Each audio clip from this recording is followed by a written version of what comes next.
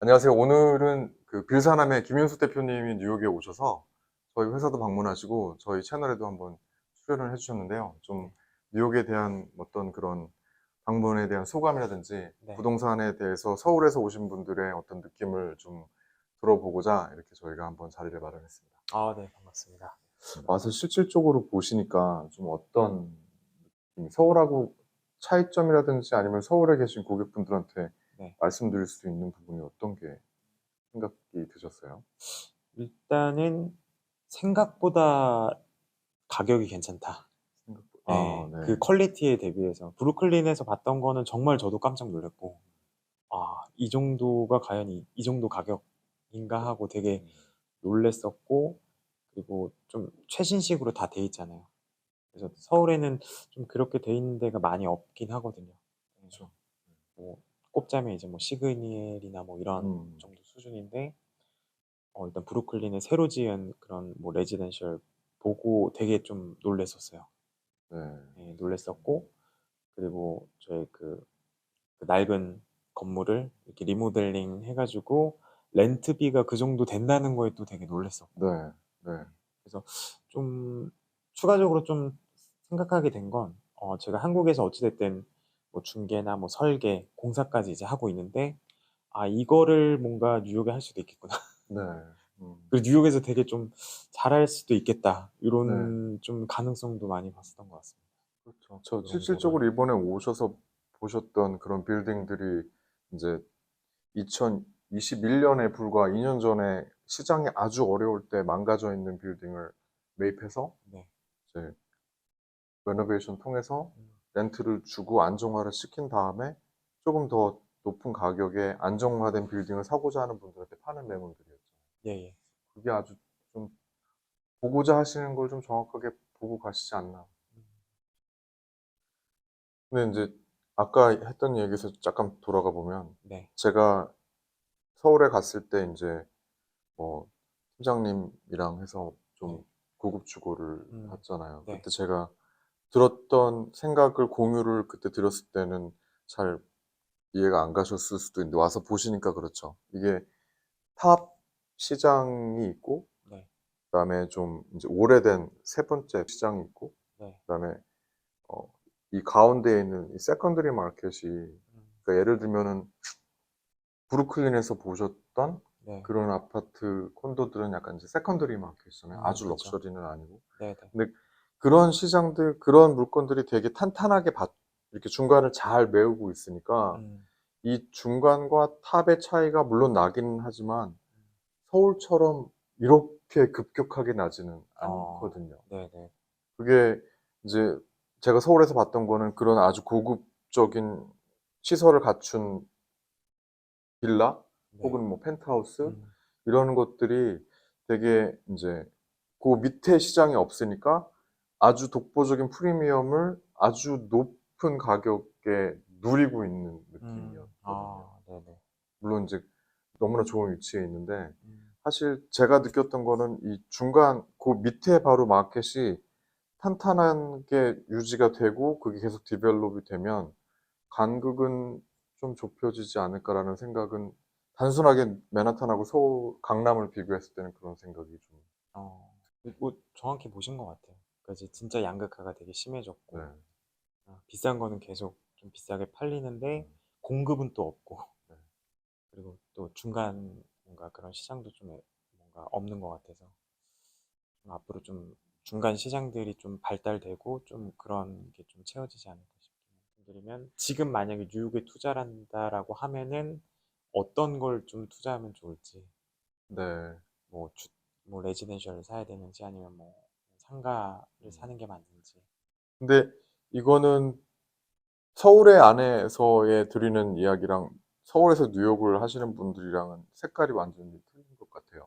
네. 근데 인제 뉴욕에서 빌딩을 매입하시는 경우에는 매니징하고 유지하시는 데 되게 좀 힘드세요. 아, 신경 쓰셔야 되는 그죠. 부분도 많고 그렇지만 빌딩에 대해서 서울에서 좀 많이 해 보시고 네. 좀 뉴욕에도 '내가 빌딩에 대해서 좀 해 볼 수 있다.'라는 자신감이 있으셔서 음. 어느 정도의 경험을 가지고 오시면 뭐 믹스드 유 빌딩도 나쁘지는 않은데 네네. 그거를 차치하고 그냥 상품성으로 보면은 오피스가 들어가 있건 밑에 상가가 들어가 있던 그런 혼합용 믹스드 유즈 빌딩이 요새는 나쁘지 않아요. 어, 왜냐면 가격이 워낙에 좀 다운되어 다운돼 있으니까. 있어. 그렇지만 여기 품이 좀 들어가죠. 음, 비어 있는 빌딩이라든지 아니면은 지금 테넌트가 말썽을 부리고 있는 빌딩이라든지 이런 네, 경우에는 테넌트를 내보내거나 아니면은 이제 비어 있는 공간을 채워야 되는데 네, 채우기 전에 빌딩 손을 좀 많이 좀 봐야겠죠.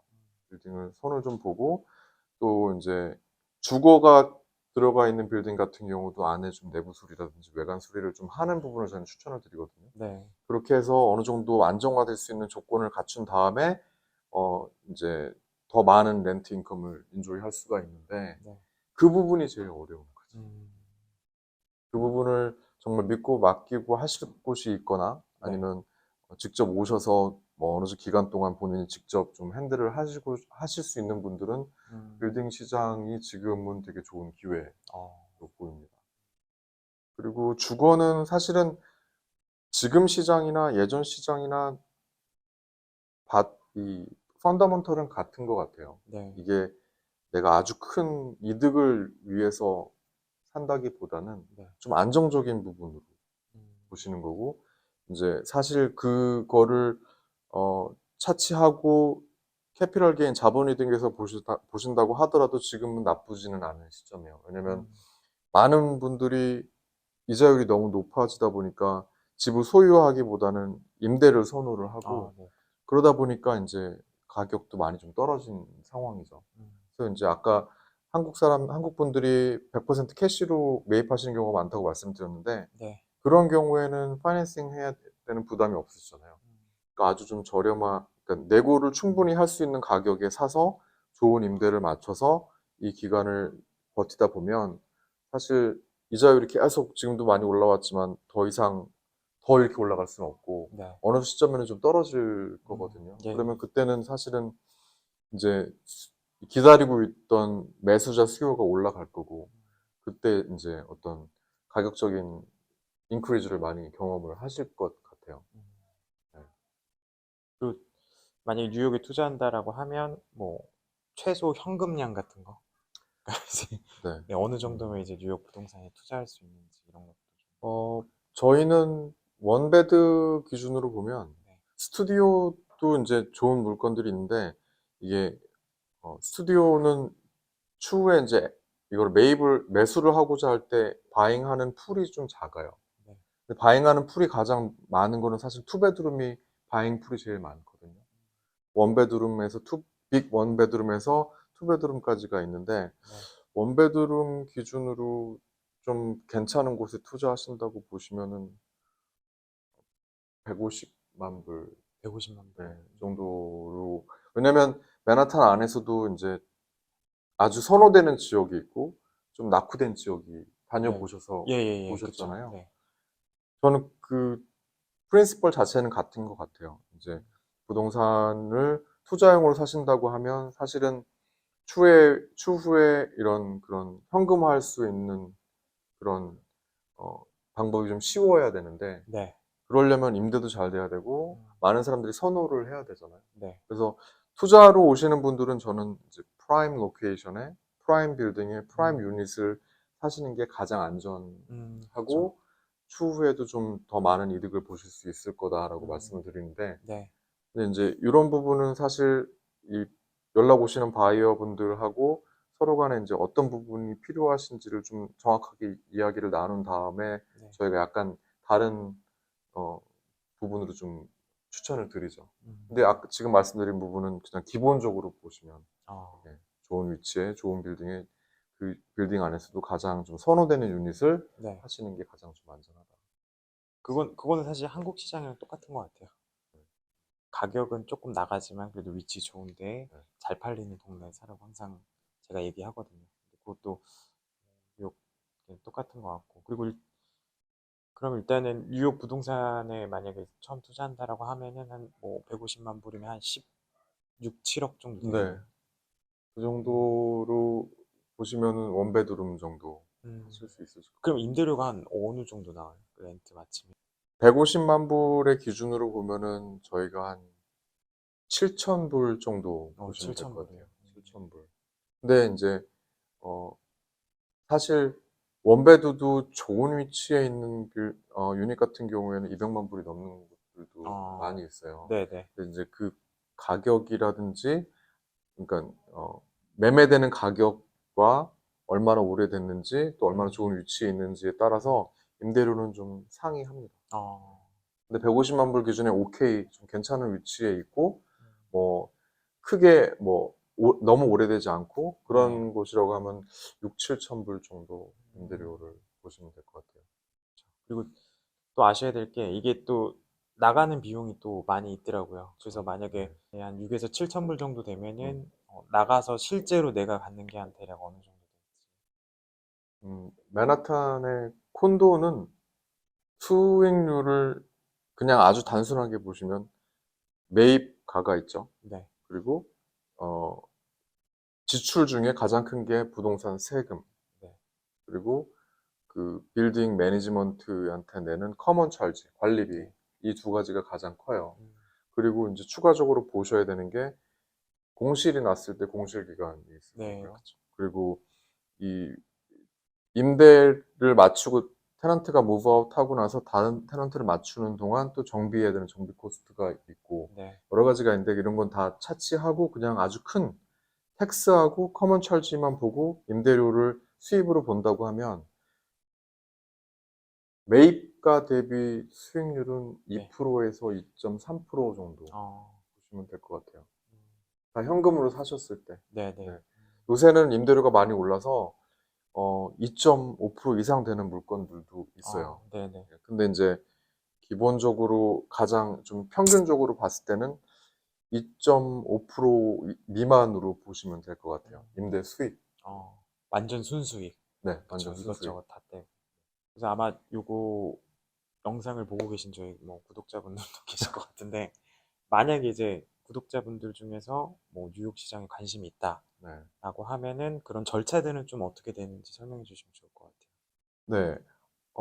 일단 뭐 커머셜 쪽을 관심 있어 하시는 분들이 계실 수 있을 거고요. 근데 네. 대부분은 이제 주거를 뭐 실거주 혹은 자녀를 위한 거주 아니면 음, 투자용으로 보시는 분들이 계실 텐데 사실은 물건은 와서 인제 보셔야 되잖아요. 네네. 그래서 저희한테 연락을 주시면 저희랑 만약에 뉴욕에 계신 상황에서 연락을 주시면 저희 사무실 이곳에서 간단하게 인제 어떤 니즈를 가지신지를 좀 파악을 하고 네네.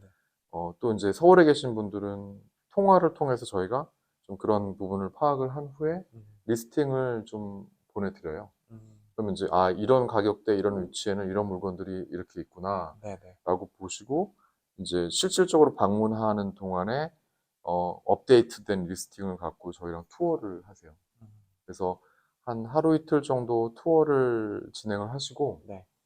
그다음에 인제 매입을 해서 나의 소유로 넘어오기까지는 여기는 시간적인 부분이 한국보다는 좀 길어요. 어, 그래서 투어 하신 후에 음, 좋은 물건 본인이 마음에 드시는 물건이 있어서 네. 이제 "이걸로 진행합시다."라고 하시면 그때부터는 셀러 측하고 바이어 측 그러니까 바이어를 레프리젠팅 하는 브로커와 셀러를 대변하는 브로커가 서로 인제 내고를 하기 시작하거든요. 네네. 그래서 가격이라든지 뭐 텍스라든지 뭐 여러 가지 조건들을 한 적어도 3-4 번은 왔다 갔다 해요. 음, 그래서 인제 그거를 이쪽 용어로는 오퍼, 카운터 오퍼 이렇게 네. 얘기를 하는데요. 음, 그래서 2주 정도의 그런 내고 시간을 갖고 그래서 인제 기본적인 가격이랑 여러 조건들이 협의가 되면 이제 변호사가 인제 연관이 돼서 네. 계약서를 주고받게 돼요.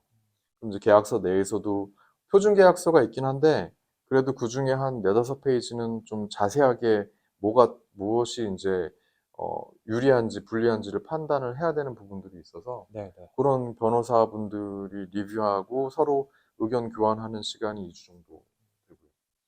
근데 어 미국으로 투자하시는 분들이 대부분 현금으로 많이 하세요. 예예. 이쪽에 인제 론을 일으키거나 이런 부분이 물론 한국은행과 연계를 해서 하는 부분도 없지는 않은데 네네. 그래도 인제 뭐 절반 이상 분들은 이제 모두 현금으로 매입을 하시거든요. 네. 그런 경우에는 인제 변호사 리뷰가 끝나고 어 음 계약서 사인을 하면서 이제 계약금을 지불을 하게 되세요. 그러고 나서 이제 은행이 어떤 파이낸싱 인벌브가 안 되면 2주나 3주 내에 잔금을 치르면서 네. 이제 소유권이 이제 넘어오게 되죠. 그래서 보통은 짧게는 한 달 정도, 조금 길게 걸리면 은행이 인벌브가 되면 한 6주 정도 6주, 이렇게 네네. 소요가 되신다고 보시면 될 것 같아요. 맞습니다. 그래서 한국은 사실 당일에 해도 되거든요. 이제 마음에 들고 네. 당일에 잔금도 하겠다라고 하면 당일에도 처리가 되는데, 어찌됐든 뉴욕 부동산을 산다라고 하면은 제가 봤을 때는 그래도 한 2달 정도, 한두 달 정도? 네, 뭐 이 2달은 정도는. 여유를 갖고 들어오시는 게 맞을 것 같아요. 음, 네, 오늘 김현수 대표님 모시고 좀 뉴욕의 방문에 대한 내용을 좀 들어봤고요. 또 제가 봤을 땐 앞으로 또 뉴욕에서 또 서울에서 좀 자주 뵐 것 같은데, 아, 네, 네, 맞습니다. 다음에 또 저희 채널에 출연해 주셔서 네네. 또 좋은 얘기 해주시면 좋을 것 같습니다. 아, 네, 알겠습니다. 네, 감사합니다. 감사합니다. 네.